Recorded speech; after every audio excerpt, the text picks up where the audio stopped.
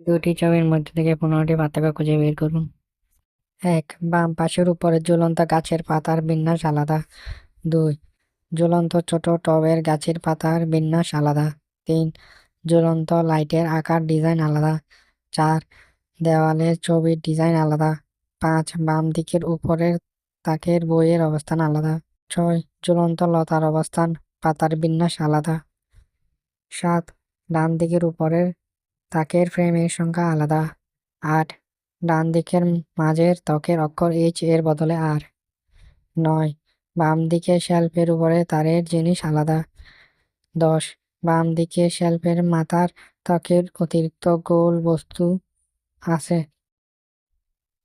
11. বাম দিকে শেলফের নিচে তারেক লাল বক্স আছে। 12. সোফার বালিশের ডিজাইন রং আলাদা। 13. ফ্লোর ল্যাম্পের মাথার দিক আলাদা। 14. ডান পাশের বড় গাছের টবের রং আলাদা। 15. সোফার সামনে হলুদ স্টুল